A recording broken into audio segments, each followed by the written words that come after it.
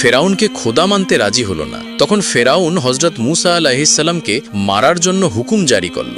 তখন ফেরাউনের সৈন্যদল মুসা আলাইহিসসালামের সন্ধানে বের হয়ে গেল। তখন মুসা আলাইহিসসালামের একজন শুভাকাঙ্ক্ষী এই খবর শুনে মুসা আলাইহিসসালামের কাছে দৌড়ে আসলো এবং বলল, হে মুসা, ফেরাউনের দরবারের মানুষেরা আপনার ব্যাপারে পরামর্শ করেছে যে আপনাকে শহীদ করে দেবে, সুতরাং আপনি যত তাড়াতাড়ি সম্ভব এই শহর পরিত্যাগ করুন। তাই বাধ্য হয়ে হজরত মুসা আলাইহিসসালাম মিশর থেকে হিজরত করার সিদ্ধান্ত নিলেন এবং সেখান থেকে মিশরের অঞ্চলগুলো পার হয়ে মাদিয়ান শহরে যাওয়ার মনস্থ করলেন।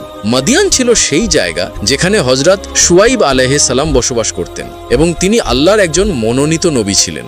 মাদিয়ান একটি আঞ্চলিক বস্তি ছিল এবং এই বস্তিটি ফেরাউনের সালতানাতের সীমানার একদম বাইরে ছিল। হজরত মুসা আলাইহিসসালাম যখন মিশর থেকে রওনা হলেন তখন তার কাছে বেশি পাথেও ছিল না এবং তার কাছে আরোহণ করার মতো কোনো বাহনও ছিল না। তাই রাস্তার মধ্যে গাছের পাতা ব্যতীত খাবার মতো তেমন কিছুই সাথে ছিল না। মুসা আলাইহিসসালাম অনেক দিন যাবৎ একা একা চলতে লাগলেন, তাও এমন এমন রাস্তা দিয়ে যা তিনি কখনোই চিনতেন না। হজরত মুসা আলাইহিসসালাম লাগাতার ৮ দিন যাবৎ চললেন, এমনকি চলতে চলতে তার পায়ে ঠোসা পড়ে গেল।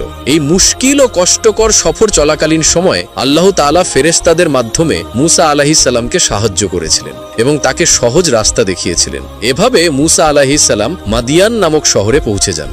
মাদিয়ান শহরে পৌঁছে হযরত মুসা আলাইহিসসালাম শহরের নিকটবর্তী একটি কূপের কাছে গেলেন, যে কূপটিতে সেখানকার মানুষেরা নিজেদের জন্য পানি সংগ্রহ করত এবং প্রাণীদেরকেও পানি পান করাতো। সেখানে তিনি মানুষদের একটি দল দেখতে পেলেন যারা তাদের প্রাণীগুলোকে পানি পান করাচ্ছিল এবং তাদের থেকে কিছুটা দূরে আলাদা জায়গায় দুজন নারী দাঁড়িয়েছিলেন যারা তাদের প্রাণীদেরকে পানি পান করানোর জন্য অপেক্ষা করছিলেন, যে মানুষেরা তাদের প্রাণীগুলোকে পানি পান করিয়ে চলে গেলে তারা তাদের প্রাণীকে পানি পান করাবেন। যেহেতু কূপটিকে পুরুষ মানুষেরা ঘিরে রেখেছিল তাই ভিড়ের কারণে নারীদের পক্ষে সম্ভব ছিল না যে সেখান থেকে পানি তুলে প্রাণীদেরকে খাওয়াবে। হযরত মুসা আলাইহিসসালাম ওই নারীদের অবস্থা দেখে তাদের প্রতি দয়া হলো, কারণ তারা দীর্ঘ সময় ধরে এক জায়গায় দাঁড়িয়ে অপেক্ষা করছিল এবং কোনো মানুষ তাদের প্রতি সুবিচার করছিল না, কারণ প্রতীকী মানুষ তাদের নিজের প্রাণীদের নিয়ে ব্যস্ত ছিল। অন্য কাউকে সুযোগ দেওয়ার মতো মনোভাব তাদের মধ্যে ছিল না। যেহেতু মজলুম মানুষদেরকে জুলুম থেকে বাঁচানো মুসা আলাইহিসসালামের অভ্যেস ছিল, তাই তিনি এই জুলুম দেখে চুপ থাকতে পারেননি। অতঃপর মুসা আলাইহিসসালাম সামনে এগিয়ে কূপের কাছে গেলেন এবং তিনি সেখানে বিদ্যমান রাখালদেরকে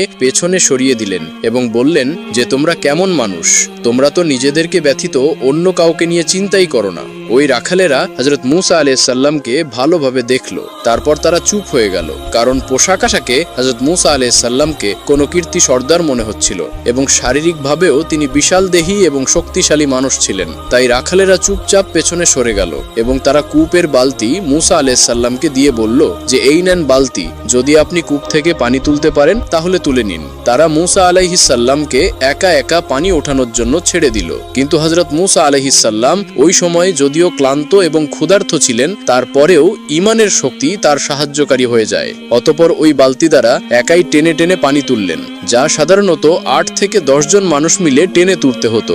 অতঃপর মুসা আলাইহিসসালাম ওই নারীদেরকে পানি দিলেন এবং তিনি পেছনে চলে গেলেন। ওই সময় প্রচন্ড রোদ এবং গরম ছিল এবং হযরত মুসা আলাইহিসসালাম কয়েকদিন যাবৎ খানাও খাননি। তিনি সম্পূর্ণ একাকী এবং শহরের মধ্যে অপরিচিত ছিলেন এবং মাথা গোজার জন্য কোনো প্রকার ঠাঁই ছিল না। হযরত মুসা আলাইহিসসালাম ক্লান্ত হয়ে পাশে একটি গাছের নিচে বসে গেলেন। তিনি আল্লাহ তাআলার দরবারে এভাবে দোয়া করলেন, হে আমার পালনকর্তা, আপনি আমাকে যে রিজিক দান করেন আমি তার মুখাপেক্ষী।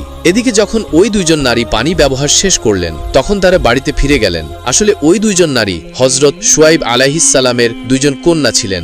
যখন তারা অন্যান্য দিনের তুলনায় তাড়াতাড়ি বাড়িতে ফিরলেন তখন তাদের পিতা হযরত শুয়াইব আলাইহিসসালাম তাদেরকে বললেন, হে আমার মেয়েরা, আজকে এত তাড়াতাড়ি ফিরে আসার কারণ কি? তারা উত্তরে বললেন, আজকে কূপের পাশে একজন নেককার পুরুষ পেয়েছিলাম, তিনি আমাদের উপর দয়া করেছেন এবং আমাদের প্রাণীগুলোকে পানি পান করাতে সাহায্য করেছেন। তখন হযরত শুয়াইব আলাইহিসসালাম বললেন, তোমরা আবার সেখানে যাও।